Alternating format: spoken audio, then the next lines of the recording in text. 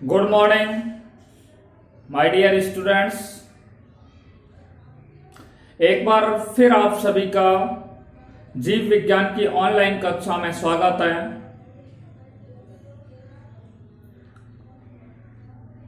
Dear student, हमने आपसे पिछले वीडियो में जीवद्रव कुंचन, जीवद्रव विकुंचन, अंतःशोषण पर आपसे चर्चा की थी। अंतःशोषण में हमने आपको बताया कि ऐसी क्रिया जिसमें अंतःशोषण में आपको परिभाषा हमने दी थी कि ऐसी क्रिया जिसमें कोलाइडल तथा सूखे ठोस पदार्थों द्वारा जल का क्या किया जाता है, अवशोषण किया जाता है, उसे अंतःशोषण कहते हैं। ऐसी क्रिया जिसमें कोलाइडल तथा ठोस सूखे पदार्थों द्वारा जल का क्या किया जाता है, अवशोषण किया जाता है, उसे अंतःशोषण कहते हैं। उसके पश्चात हमने आपको बताया कि अंतःशोषण को प्रभावित करने वाले कारक। अंतःशोषण को बहुत सारे कारक प्रभावित करते हैं, जिनमें हमने कुछ प्रमुख कारकों पर आपसे चर्चा की थी। नंबर 1, तापक्रम। तापक्रम जो होता है वो अंतःशोषण को प्रभावित करता है। नंबर 2, अंतःशोषक की बनावट, ठीक है, स्ट्रक्चर ऑफ यानी कि एम्बिशन। तीसरा मैंने आपको बताया था बंधुता, ठीक है। चौथा मैंने आपको बताया जल विभव का अंतर। तापक्रम, अंतःशोषक की बनावट, बंधुता और जल विभव का अंतर जो होता है वो अंतःशोषण की क्रिया को सर्वाधिक रूप से प्रभावित करता है। देखिए, उसके पश्चात हमने आपसे बात की थी कि अंतःशोषण का क्या महत्व है। मैंने बताया कि अंतःशोषण के कारण ही अंकुरित जो बीज होते हैं वो जल का क्या करते हैं, अवशोषण करते हैं। जब बीज को मृदा में रोपित कर दिया जाता है, बो दिया जाता है, तो जो मृदा होती है उसमें नमी होती है, उस नमी को बीज क्या करते हैं, ग्रहण कर लेते हैं। और बीज जब उसको ग्रहण कर लेते हैं तो बीजों में क्या होता है, अंकुरण होता है। तो ये पहला पॉइंट मैंने बताया कि अंतःशोषण के कारण ही अंकुरित बीजों का अधिशोषण होता है, या अंकुरित बीज जल का अधिशोषण करते हैं। दूसरा मैंने आपको बताया कि अंकुरण के समय बीजों के स्फुटन में अंतःशोषण क्या होता है, सहायक होता है। अंकुरण के समय बीजों के स्फुटन में कौन सहायक होता है, अंतःशोषण सहायक होता है। शुष्क फल एवं बीजाणुधानियों का स्फुटन भी अंतःशोषण के माध्यम से ही होता है। ये हमने आपको अंतःशोषण के कुछ महत्वपूर्ण क्या बताए, महत्व बताए, ठीक है। आज जो हम आपसे चर्चा करने जा रहे हैं वो हम बात करेंगे, बहुत ही इंपॉर्टेंट और इंटरेस्टिंग टॉपिक है, जिस पर बात करेंगे कोशिका में उत्पन्न विभिन्न प्रकार के दाब, ठीक है। Various pressure originated in cell. कोशिका में उत्पन्न होने वाले विभिन्न प्रकार के दाबों पर आपसे चर्चा करेंगे। देखिए भी,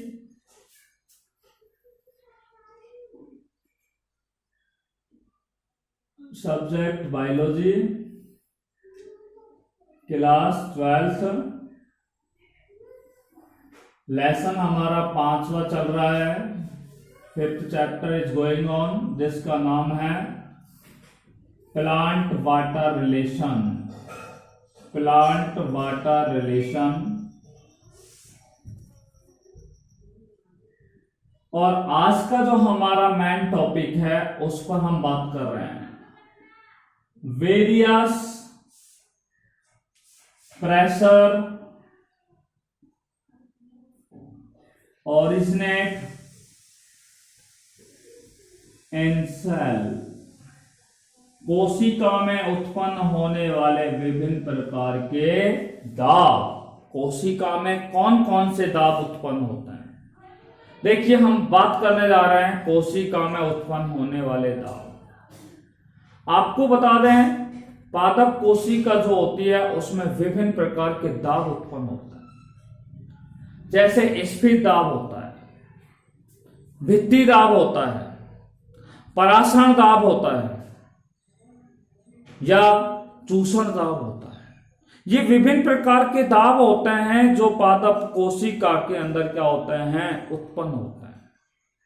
और ये दाब जो होता है पौधे की कोशिकाओं के अंदर, वो कई परिस्थितियों में क्या होते हैं, उत्पन्न होते हैं। ठीक है, तो हम सबसे पहले बात करने जा रहे हैं फर्स्ट दाब के बारे में, जिसका नाम है स्फीत दाब। स्फीत दाब, जिसको इंग्लिश में बोलते हैं टर्गर प्रेशर। देखिए स्फीत दाब को हम किससे दर्शाएंगे, यहां से टी लिया, यहां से पी लिया, इसलिए स्फीत दाब को किसके द्वारा दर्शाया जाता है, टीपी के द्वारा क्या है, दर्शाया जाता है। स्फीत दाब को किसके द्वारा दर्शाया जाता है, टीपी के द्वारा दर्शाया जाता है। अब हम देखिए स्फीत दाब पर आपसे बात करने जा रहे हैं। ये एक बीकर है और इस बीकर में आप देख रहे हैं ये एक पादप कोशिका है। कौन सी कोशिका है, ये एक पादप कोशिका है। बात समझ में आ रही होगी, ठीक है। ये क्या है, पादप कोशिका। और इस पादप कोशिका को हमने किस में रखा है, एक जल में, ठीक है। इस पादप कोशिका को एक जल से भरे हुए बीकर में रखा है, ठीक है।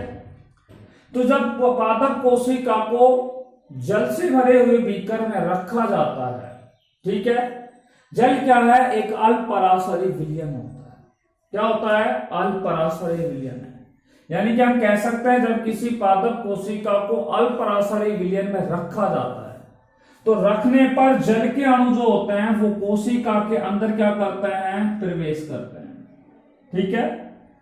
जल के अणु किसमें प्रवेश करते हैं, कोशिका के अंदर प्रवेश करते हैं, ठीक है। अर्थात यहां पे क्या होता है, अंतःपराशरण की क्रिया होती है। जब जल कोशिका के अंदर प्रवेश कर जाएगा तो कोशिका का जो आयतन होगा वो क्या होगा, बढ़ेगा। कोशिका का आयतन क्या हो जाएगा, बढ़ जाएगा। जैसे मैं आपको एक बहुत सिंपल सा एग्जांपल दे रहा हूं आप लोगों के ऊपर।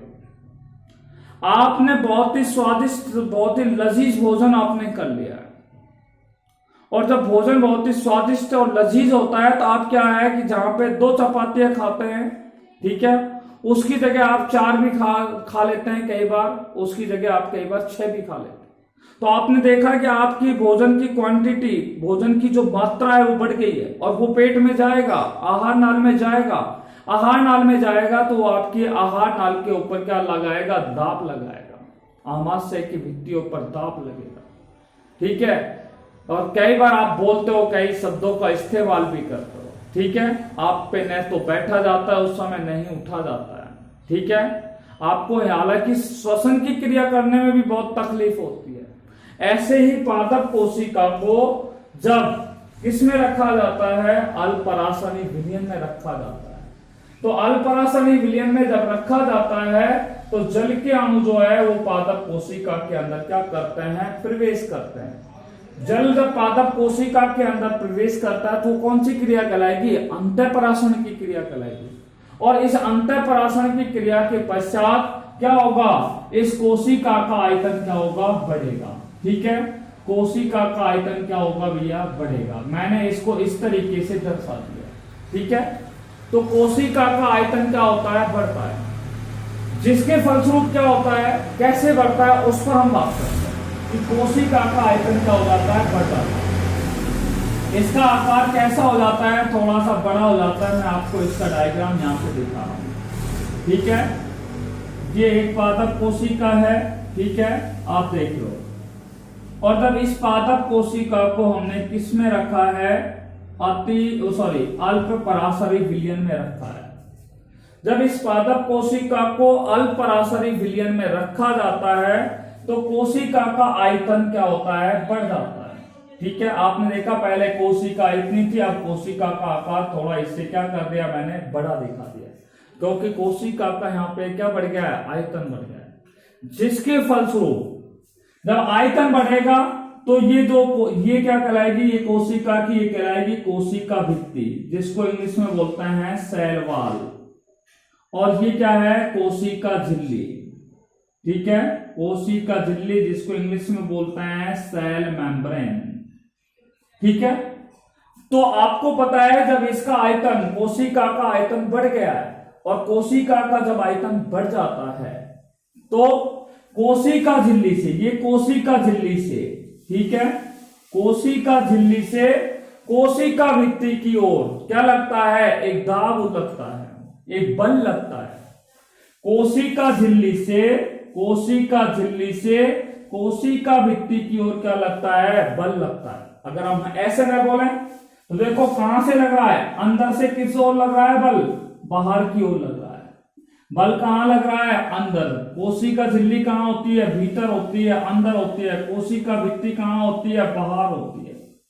तो कोशिका का जब आयतन बढ़ जाएगा तो क्या होगा, कोशिका झिल्ली से कोशिका भित्ति की ओर अर्थात अंदर से बाहर की ओर क्या लगता है, बल लगता है। और इसी बल को क्या कहते हैं, स्फीत दाब कहते हैं।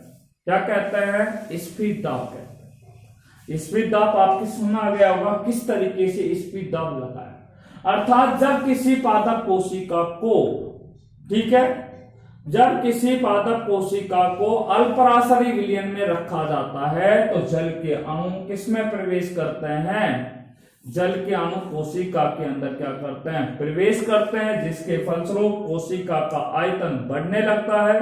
ठीक है, कोशिका का आयतन क्या हो जाता है, बढ़ने लगता है, जिसके फलस्वरूप कोशिका झिल्ली से कोशिका भित्ति की ओर, कोशिका झिल्ली से कोशिका भित्ति की ओर क्या लगता है, बल लगता है।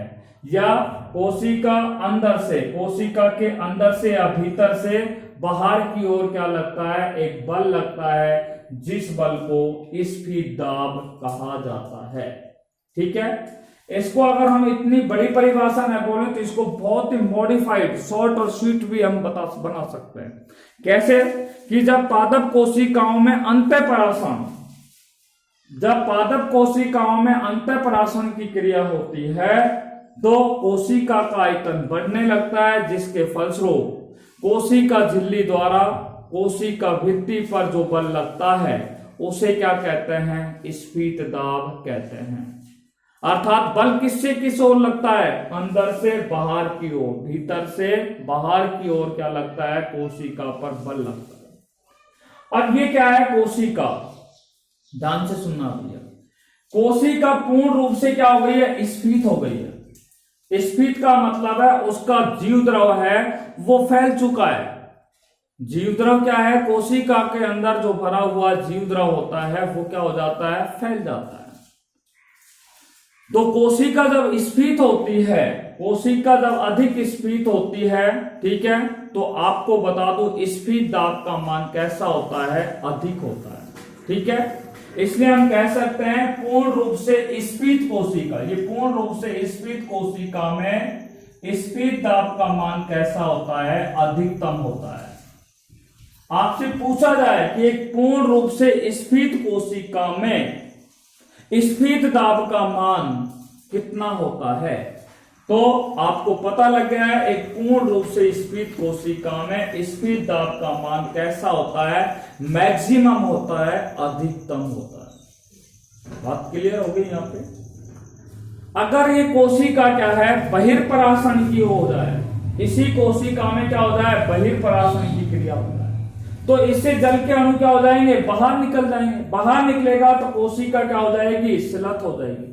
शिलत का मतलब उसका जीव द्रव क्या हो जाएगा, संकुचित हो जाएगा, संघनित हो जाएगा, कोशिका पिचक जाएगी, सिंपल भाषा में कहें। और कोशिका जब शिलत हो जाती है तो उस दौरान स्फीत मान का मान, या सॉरी स्फीत दाब का मान, स्फीत दाब का मान कितना होता है, 0 होता है। तो दो बातें क्लियर याद रखना, जब कोशिका पूर्ण रूप से स्फीत हो, कोशिका पूर्ण रूप से स्फीत अर्थात पूर्ण रूप से फैली हुई हो, तो स्फीत दाब का मान अधिक होता है, अधिकतम होता है। और जब कोशिका पूर्ण रूप से कैसी हो, शिलत अवस्था में हो, शिलत का मतलब है संकुचित, या सिंपल भाषा में बोले तो पिचकी हुई अवस्था में हो, तो स्फीत दाब का मान कितना होता है, 0 होता है। बोलिए, स्फीत दाब में किसी को कोई प्रॉब्लम है तो पूछ सकता है, ठीक है। स्फीत दाब के बाद हम दूसरे दाब पर आपसे बात करने जा रहे हैं, और वो दाब का नाम है वाल प्रेशर, जिसको हिंदी में बोलते हैं भित्ति दाब। भित्ति दाब को इंग्लिश में बोलते हैं वाल प्रेशर। क्या बोलते हैं? वाल प्रेशर। वाल में से हमने W लिया, प्रेशर में से हमने क्या लिया? P लिया। इसलिए भित्ति दाब को हम किसके द्वारा दर्शाते हैं? WP के द्वारा दर्शाते हैं, ठीक है।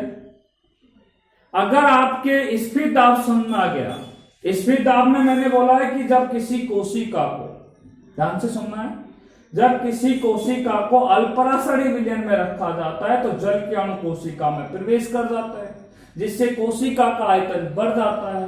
और कोशिका का जब आयतन बढ़ता है, ठीक है, धीरे धीरे बढ़ता है, तो जो बल होता है वो कोशिका झिल्ली से किस ओर लगता है? कोशिका भित्ति की ओर क्या लगता है? बल लगता है। क्या लगता है? कोशिका झिल्ली से कोशिका भित्ति की ओर क्या लगने लगता है? बल लगता है। अब ये एक पादप कोशिका है, हम बात कर रहे हैं भित्ति दाब पर। ये एक पादप कोशिका, और ये पादप कोशिका पूर्ण रूप से कैसी अवस्था में? स्फीत अवस्था में। जब पादप कोशिका पूर्ण रूप से स्फीत अवस्था में होती है तो कोशिका भित्ति जो होती है, ठीक है। अब मैं आपको इसका एक दूसरा डायग्राम बता रहा हूं। ये पादप कोशिका है, और पादप कोशिका है वो पूर्ण रूप से कैसी है? स्फीत अवस्था में, ठीक है। ये पादप कोशिका कैसी है? पूर्ण रूप से स्फीत अवस्था में। तो इस दौरान क्या होगा? ये कहलाएगी कोशिका भित्ति, ठीक है, और ये क्या कहलाएगी? कोशिका झिल्ली। कोशिका भित्ति को सेल वॉल, कोशिका झिल्ली को सेल मेम्ब्रेन। तो जब कोशिका पूर्ण रूप से स्फीत अवस्था में होती है, तो स्फीत अवस्था में होती है तो क्या होता है भैया? आप देखो कि कोशिका जो भित्ति होती है, ये कोशिका भित्ति है। इस कोशिका भित्ति से, ठीक है, कोशिका भित्ति से जो बल होता है वो किस ओर लगता है? कोशिका झिल्ली की ओर लगता है। अर्थात जो बल होता है वो कहां से कहां लगता है? बाहर से किस ओर लगता है? अंदर की ओर लगता है। बाहर से किस ओर लग रहा है बल? अंदर की ओर लगता है। बाहर से अंदर की ओर लगता है, ठीक है। यहां कहें कोशिका भित्ति से बल किस ओर लगता है? कोशिका झिल्ली की ओर लगता है, ठीक है। बात समझ में आ गई होगी कि बल जो लगा है वो कोशिका भित्ति से किस ओर लगा है? कोशिका झिल्ली की ओर। अर्थात बाहर से किस ओर लगता है? भीतर की ओर दाब उत्पन्न होता है। परंतु इसी दौरान क्या होता है कि बल इधर भी लग रहा है। किधर से? अंदर से किस ओर होता है? बाहर की ओर। अर्थात यहाँ पे स्फीत दाब जो होता है वो इस भित्ति दाब का क्या करता है? विरोध करता है। स्फीत दाब जो होता है वो भित्ति दाब का क्या करता है? विरोध करता है। या हम कहें इस तरीके से बोल सकते हैं कि को बाहर से जब भीतर की ओर बल लगता है तो उस दौरान स्फीत दाब जो होता है, ये स्फीत दाब होता है, वो उस दाब का क्या करता है? विरोध करता है। और जो दाब उसका विरोध करता है उस दाब को ही कौन सा दाब कहा जाता है? भित्ति दाब कहा जाता है।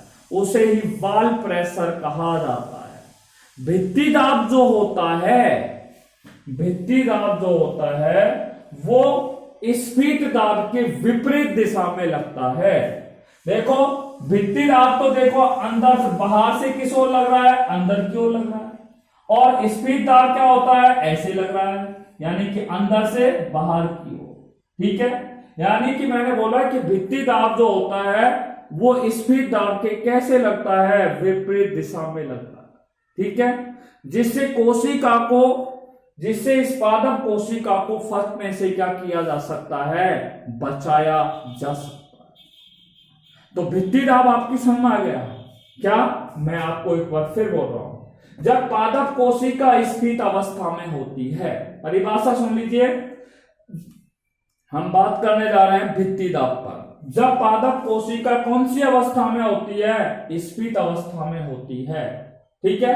तो ये पादप कोशिका यहाँ पे ये स्फीत अवस्था में, वो मैंने आपको बताया कैसे आई है वो स्फीत अवस्था में।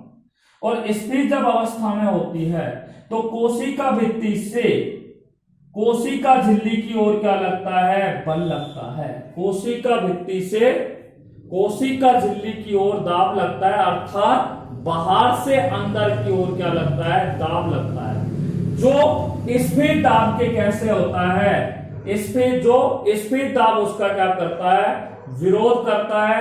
जो स्फीत दाब के कैसा होता है, विपरीत होता है। ठीक है, इस दाब को ही कौन सा दाब कहते हैं, भित्ति दाब कहते हैं। तो भित्ति दाब की परिभाषा अब हम तीसरी बार बताने जा रहे हैं। जब पादप कोशिका स्फीत अवस्था में होती है तो कोशिका भित्ति के द्वारा कोशिका झिल्ली पर बाहर से भीतर की ओर दाब लगता है, जो स्फीत दाब के विपरीत होता है। इसी दाब को भित्ति दाब कहा जाता है। क्या कहा जाता है, भित्ति दाब कहते हैं। और भित्ति दाब जो होता है वो स्फीत दाब के कैसे लगता है, विपरीत दिशा में लगता है। भित्ति दाब इधर लग रहा है तो स्फीत दाब इधर लगेगा। दोनों कैसे लगते हैं, विपरीत दिशा में लगता है, जिससे कोशिका को फटने से क्या किया जा सकता है, बचाया जा सकता है। देखिए, हम अब तक दो दाबों पर आपसे बात कर चुके हैं, स्फीत दाब और दूसरा है भित्ति दाब। If you have any problem you will ask me. ठीक है, just now we are going to ahead, हम आगे बढ़ते हैं।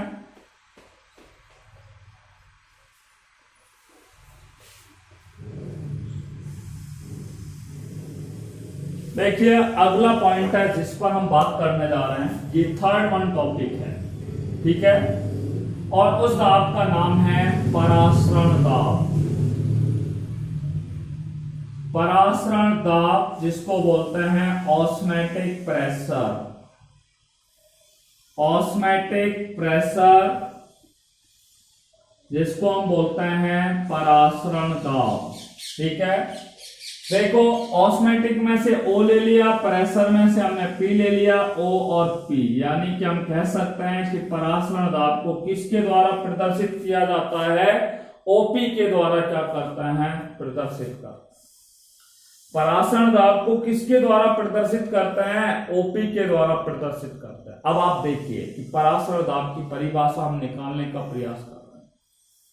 देखिए, शुद्ध जल होता है, शुद्ध जल। ठीक है, जल जो होता है वो विलायक के रूप में काम करता है। आप अच्छी तरह जानते हैं कि जल एक सार्वत्रिक विलायक होता है। ठीक है, अब मान लीजिए,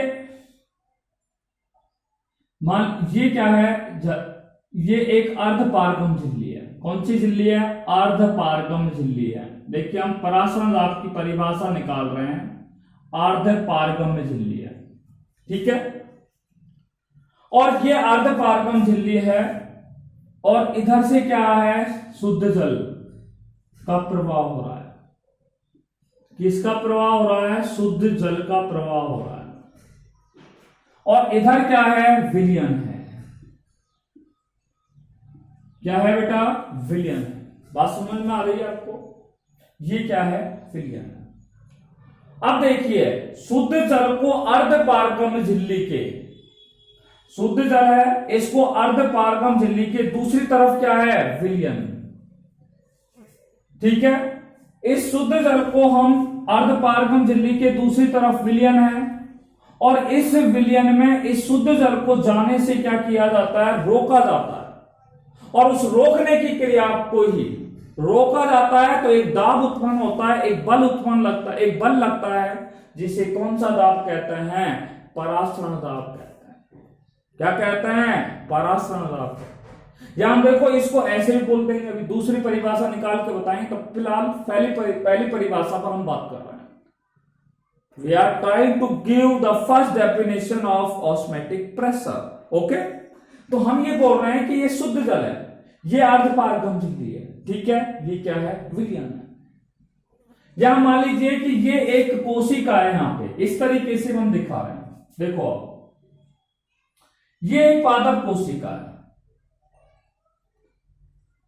कौन सी कोशिका है, पादप कोशिका है। पादप कोशिका के इस ओर क्या भरा हुआ है, जल भरा हुआ है। ठीक है, और वो भी बिल्कुल कौन सा जल भरा हुआ है, प्योर वाटर, डिस्टिल वाटर। और इधर क्या है, दूसरी तरफ क्या है, विलयन है।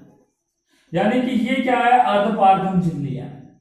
ठीक है, तो मैं क्या बोल रहा हूं कि इस शुद्ध जल को, किसको, इस शुद्ध जल को अर्धपारगम झिल्ली की दूसरी तरफ, इस शुद्ध जल को अर्धपारगम झिल्ली के दूसरी तरफ विलयन में जाने से रोकने के लिए, किसको जाने से रोकने के लिए, शुद्ध जल को विलयन में जाने से रोकने के लिए जो बल लगता है, ठीक है, उसे ही क्या कहा जाता है, जो बल लगता है या जो दाब लगता है उसे ही क्या कहते हैं, परासरण दाब कहते हैं। तो परासरण दाब की परिभाषा क्या हुई कि वह दाब जो शुद्ध जल को अर्धपारगम झिल्ली, वह दाब जो शुद्ध जल को अर्धपारगम झिल्ली के दूसरी तरफ, अर्धपारगम झिल्ली के दूसरी तरफ स्थित विलयन में, ठीक है, स्थित विलयन में, ठीक है, प्रवेश करने से रोकने के लिए जो बल आवश्यक होता है उसी बल को क्या कहते हैं,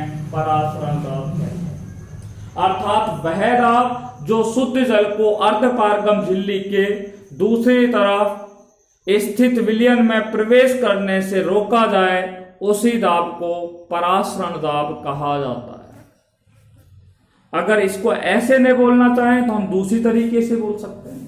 इधर क्या भरा हुआ है, विलयन भरा हुआ है, इधर क्या है, विलयन है, ये पादप कोशिका, ये अर्धपारगम झिल्लियां है, ठीक है, क्या है, अर्धपारगम झिल्ली। तो विलयन के दूसरी तरफ क्या है, विलायक है, ठीक है।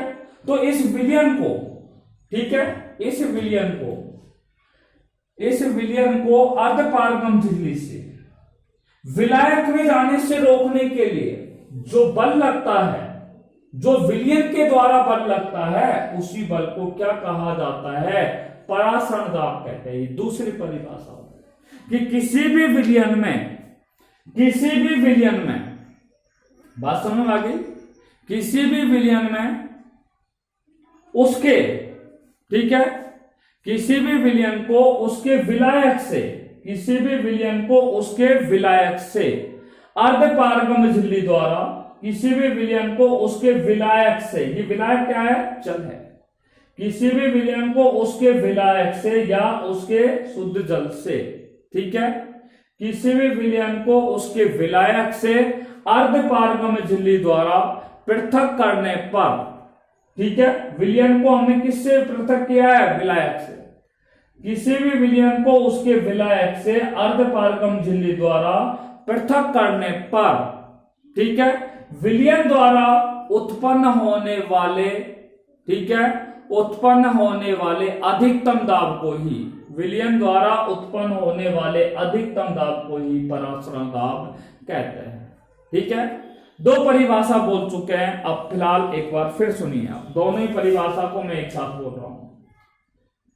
देखिए, वह दाब जो शुद्ध जल को अर्धपारगम झिल्ली से विलयन में जाने से या विलयन में जाने से या विलयन में प्रवेश करने से रोकता है उसे परासरण दाब कहते हैं।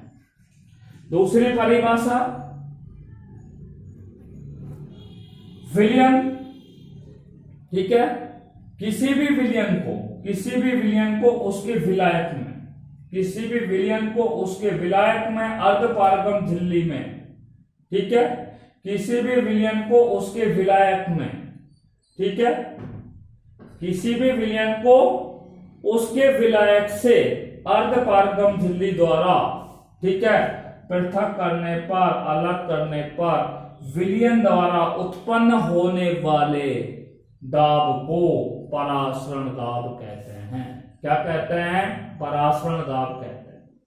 अर्थात किसी भी विलयन का परासरण जो दाब होता है वो विलायक में उपस्थित विलय पदार्थों के अणुओं के क्या होता है, समानुपाती होता है। इसलिए हम कह सकते हैं OP is proportional to, OP is proportional to विलयन में विलय के अणुओं की संख्या, विलयन में विलय के अणुओं की संख्या, विलय के अणुओं की संख्या, अणुओं की संख्या। बात समझ में आ रही है? मैं आपसे बोल रहा हूं परासरण के बारे में, ठीक है, परासरण दाब के बारे में। और हमने परासरण दाब के बारे में क्या बोला है कि किसी भी विलयन का, ठीक है, किसी भी विलयन का परासरण दाब विलायक में उपस्थित, किसी भी विलयन का परासरण दाब विलायक में उपस्थित विलय पदार्थ के अणुओं का, किसी भी विलयन के परासरण दाब, किसी भी विलयन का परासरण दाब विलायक में उपस्थित विलय के अणुओं की, विलय के अणुओं की संख्या के क्या होता है, समानुपाती होता है। या ऐसे नहीं बोले तो किसी भी विलयन का परासरण दाब, किसी भी विलयन का परासरण दाब विलयन में विलय के अणुओं की संख्या के क्या होता है, समानुपाती होता है। इसके समानुपाती होता है, विलयन में विलय के अणुओं की संख्या के समानुपाती होता है, या विलायक में उपस्थित विलय के अणुओं के क्या होता है, समानुपाती होता है। इसलिए ओपी इज प्रोपोर्शनल टू विलयन में विलय के अणुओं की संख्या। बात समझ आ गई। अब आपको बता दो, किसी भी कोशिका में, कोई भी कोशिका है पादप कोशिका, उसमें परासरण दाब और स्फीत दाब, ठीक है, परासरण दाब और स्फीत दाब जो होते हैं वो दोनों किसके कारण उत्पन्न होते हैं, परासरण के कारण उत्पन्न होते हैं।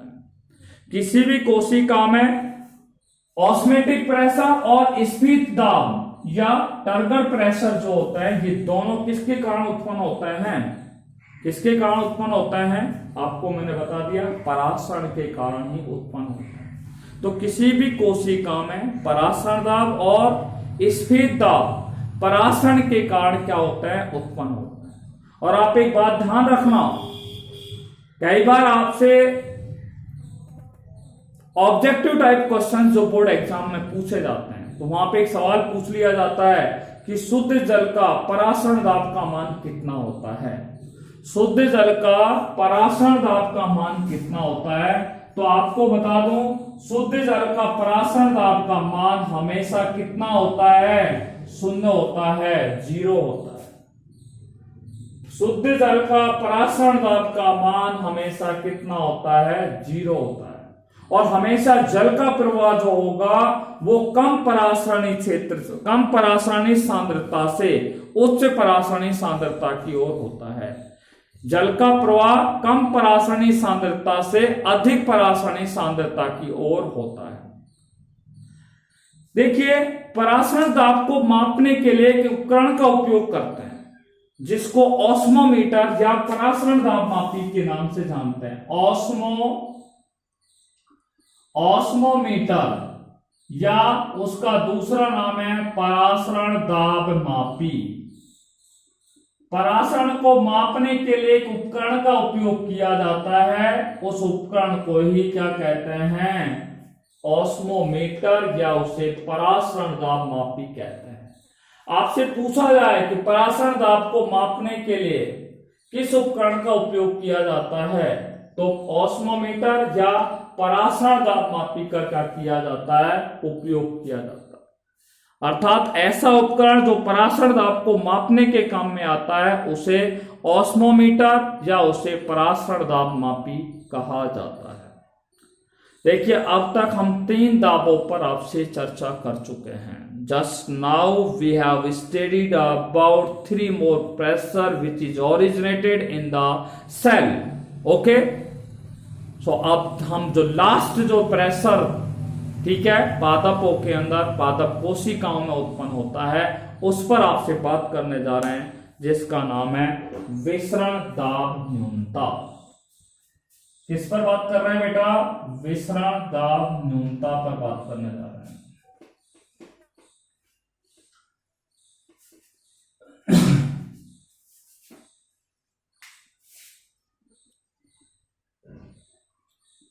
विसरण दाब न्यूनता, देखो विसरण को बोलते हैं डिफ्यूजन, दाब को बोलते हैं प्रेशर, और इसको न्यूनता को बोलते हैं डिफिलिक्ट, DFLICT, डिफिलिक्ट, ठीक है। इसलिए विसरण दाब न्यूनता को देखो, D यहाँ पे P है और यहाँ पे क्या है, D। विसरण दाब न्यूनता को किसके द्वारा प्रदर्शित करते हैं? डीपीडी के द्वारा प्रदर्शित करते हैं। विसरण दाब न्यूनता को किसके द्वारा प्रदर्शित करते हैं? डीपीडी के द्वारा प्रदर्शित करते हैं। देखो मैं इसकी एक डायरेक्ट परिभाषा दे रहा हूं फिलहाल एक बार, ठीक है, और वो भी हम एक गणितीय सूत्र के द्वारा दे रहे हैं। गणितीय सूत्र क्या है कि भैया डीपीडी बराबर ओपी माइनस टीपी, ठीक है, इसको बॉक्स में मैंने बंद कर दिया, ठीक है। अब क्या है ध्यान से सुनिए, देखिए परासरण दाब और ये ओपी क्या है? परासरण दाब है, टीपी क्या है? स्पीड दाब है, और दोनों का माइनस का अर्थ होता है अंतर। कोई क्या कहा जाता है? विसरण दाब न्यूनता कहते हैं। अर्थात परासरण दाब और स्पीड दाब के अंतर को ही क्या कहा जाता है? विसरण दाब न्यूनता कहा जाता है। अभी हालांकि इस परिभाषा को निकालेंगे। आपको बता दूं 2019 के अंदर एक सवाल पूछा गया था बोर्ड एग्जाम्स में कि विसरण दाब न्यूनता, परासरण दाब और स्पीड दाब में संबंध स्थापित कीजिए, ठीक है। या आपको ये सवाल इस तरीके से पूछा गया है कि विसरण दाब न्यूनता, परासरण दाब और स्पीड दाब में गणितीय संबंध लिखिए, तो आपको लिखना था डीपीडी बराबर OP minus TP. Is it clear? ये क्वेश्चन 2019 की बोर्ड एग्जाम्स में आ चुका है, ठीक है। अब आप सुनिए ध्यान से इसको। देखिए विसरण दाब का दूसरा नाम होता है चूषण दाब। हम कह सकते हैं विसरण दाब न्यूनता को कौन सा दाब भी कहते हैं? हम चूषण दाब के नाम से भी इसे जाना जाता है। चूषण को बोलते हैं succession pressure. Succession pressure, succession में से हमने एस लिया है, प्रेशर में से पी लिया है, इसलिए चूषण दाब को हम किसके द्वारा प्रदर्शित करते हैं? एसपी के द्वारा प्रदर्शित करते हैं। किसके द्वारा? एस पी के द्वारा इसको क्या करते हैं? प्रदर्शित करते हैं। विसरण दाब न्यूनता को ही चूषण दाब कहा जाता है। आपको बता दूं जल का विसरण दाब अगर आपसे पूछा जाए, जल का डीपी अगर आपसे पूछा जाए, डीपी का अर्थ होता है विसरण दाब, डिफ्यूजन प्रेशर, और जल का विसरण दाब जो होता है वो अधिकतम होता है, सर्वाधिक होता है, मैक्सिमम होता है। आपसे पूछा जाए कि जल का विसरण दाब कितना होता है, तो आप कह देना जल का विसरण दाब कैसा होता है? अधिकतम होता है। अब देखो इसके अंदर हम एक बात करने जा रहे हैं कि शुद्ध जल है हमारे पास, ये डिस्टिल वाटर एक हमने बीकर में भरा है। बीकर में क्या भर रखा है? शुद्ध जल भर रखा है, प्योर वाटर भरा हुआ है। और इस प्योर वाटर में हमने क्या है? वाटर क्या है? विलायक है, सॉल्वेंट है। जल क्या है? विलायक होता है, आप अच्छी तरह जानते हो। और इस जल में क्या है? विलेय पदार्थ डाल दिया। विलेय पदार्थ वे पदार्थ होते हैं जो जल में घुलते हैं, ठीक है। तो विलेय क्या है? सॉल्वेंट है, सॉल्वेंट, ठीक है। Sorry solute, not solvent, SOLUT, solute. तो जल में जब क्या है, किसको मिलाया जाता है? विलेय के कुछ अणुओं को क्या किया जाता है? मिलाया जाता है। ध्यान से सुनना कि जल है शुद्ध जल, और उस जल के अंदर विलेय के क्या मिला रहे हैं? हम कुछ अणुओं को क्या कर देते हैं? मिला देते हैं। तो यहां पे क्या बनता है? विलयन बन जाता है। भाई विलेय के अणु जब जल में मिलेंगे तो विलेय और विलायक दोनों मिलते हैं, तो किसका निर्माण होता है? विलयन का निर्माण होता है। आप अच्छी तरह जानते हो, विलेय और विलायक दोनों के मिलने से विलयन का क्या होता है? निर्माण होता है। और शुद्ध जल में हमने क्या मिलाया है? विलेय पदार्थ मिलाए हैं। और विलेय पदार्थ के कुछ अणु जब जल के अंदर मिलते हैं तो विलयन जो होता है, विलयन बनता है। और विलयन का जो दाब होता है, विलयन में जो विसरण दाब का मान होता है, ठीक है, वो जल से क्या हो जाता है? कम हो जाता है। क्या हो जाता है? जल से कम हो जाता है। अर्थात हम कह सकते हैं कि शुद्ध जल में कुछ विलेय के अणुओं को मिलाया जाए तो विलयन का विसरण दाब शुद्ध जल से क्या हो जाता है? कम हो जाता है। विलयन का विसरण दाब जो होता है वो शुद्ध जल से कैसा हो जाता है, कम हो जाता है। बात समझ में आ गई।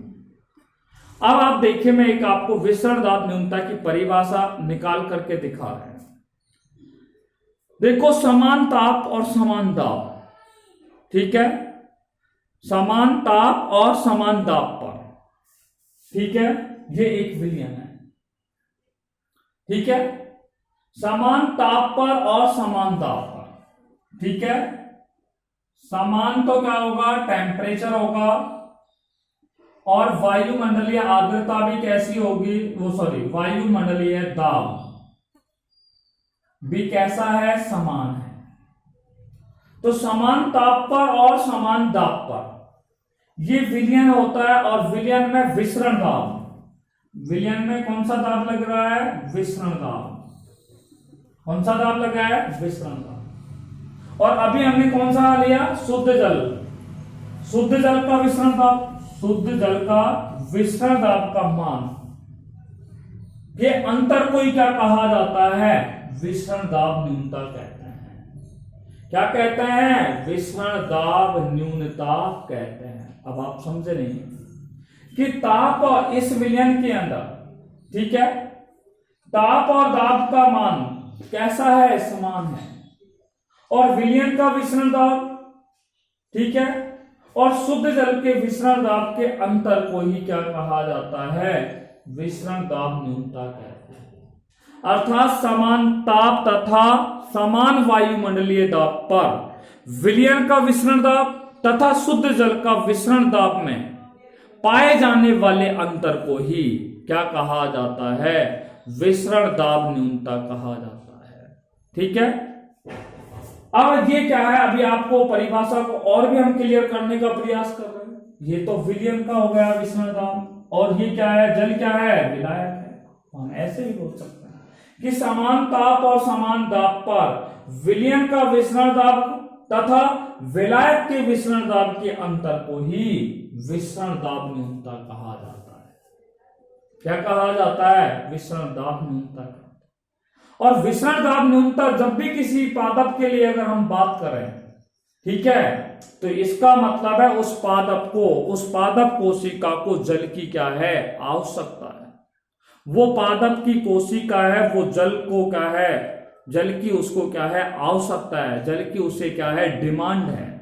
इसलिए विसरण दाब न्यूनता का जो अर्थ होता है वो क्या है कि किसी कोशिका में जल की क्या होना, मांग होना, demand of water in any cell of the plant, that is known as, that is the simple meaning of diffusion pressure defect, ठीक है। अर्थात विसरण दाब न्यूनता का अर्थ जो होता है वो कोशिका में जल की क्या होती है, मांग होती है।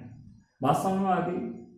परिभाषा आपकी समझ में है तो एक बार फिर बोल देता हूं, समान ताप और दाब पर विसरण दाब और शुद्ध जल के विसरण दाब के अंतर को ही क्या कहा जाता है, विसरण दाब न्यूनता कहते हैं। या समान ताप और समान वायुमंडलीय दाब पर किसी विलयन का विसरण दाब और विलायक के विसरण दाब के अंतर को ही क्या कहा जाता है, विसरण दाब न्यूनता कहा जाता है। अर्थात अब आप यहां पे दो बातें ध्यान से सुनिए। एक पूर्ण रूप से स्फीत कोशिका, स्फीत का मतलब है उस पर स्फीत दाब लग रहा है। एक पूर्ण रूप से स्फीत कोशिका है, ठीक है। एक कोशिका कैसी है, पूर्ण रूप से स्फीत है, तो उसमें डीपीडी का मान अगर आपसे पूछा जाए तो हमेशा कितना होता है, 0 होता है। एक पूर्ण रूप से स्फीत कोशिका में डीपीडी का मान कितना होता है, 0 होता है, ठीक है। और यदि स्फीत का मतलब है एक कोशिका है उसमें, ठीक है, वो कोशिका अल्पराशरणीय विलयन के में रहने के कारण वो क्या है, उसमें जल की मात्रा अंदर प्रवेश कर गई, इसलिए उसका आयतन बढ़ गया है। आयतन जब बढ़ जाता है तो उसमें अगर पूछा जाए कि डीपीडी का मान कितना होता है तो 0 होता है। और यदि एक कोशिका पूर्ण रूप से कैसी हो गई है, स्लथ हो गई है, शिलत का मतलब है पिचक गई है। क्यों पिचक गई है? क्योंकि उसमें बहिर्पराशण की क्रिया हो गई है, अर्थात उस कोशिका से जल क्या है, बाहर निकल गया। जब कोशिका से जल बाहर निकल जाए तो कोशिका कौन सी कहलाती है? शिलत कोशिका कहलाती है। और शिलत कोशिका में, ठीक है, डीपीडी का मान क्या होता है? सर्वाधिक होता है। एक शिलत कोशिका में डीपीडी का मान कितना होता है? अधिकतम होता है। जबकि एक स्फीत कोशिका में डीपीडी का मान कितना होता है? 0 होता है। बात क्लियर हो गई भैया? तो ये हो गया हमारा विसरण दाब न्यूनता। इसलिए हमने बोला था डीपीडी बराबर ओपी माइनस टीपी। परासरण दाब और स्फीत दाब के अंतर को ही विसरण दाब न्यूनता कहते हैं। और यहाँ पे हमने संबंध भी बता दिया कि विसरण दाब न्यूनता, परासरण दाब और स्फीत दाब में क्या संबंध है गणितीय रूप में? तो डीपीडी बराबर ओपी माइनस टीपी। इसी के साथ आज हमने जो आपसे चर्चा की थी कि कोशिका में उत्पन्न होने वाले विभिन्न प्रकार के दाब, ये सभी दाब 4 प्रकार के दाब होते हैं जो कोशिकाओं में उत्पन्न होते हैं, वो दाब समाप्त हुए। स्फीत दाब, भित्ति दाब, तीसरा मैंने बताया परासरण दाब और विसरण दाब न्यूनता। ये 4 दाबों पर आपसे बात की है। यदि आपको किसी प्रकार की समस्या हो तो आप, ठीक है, मैसेज करके हमसे इससे संबंधित कोई भी क्वेश्चन है वो पूछ सकते हैं। Till then take care bye corona, be safe, be steady, be happy. Thanks very much.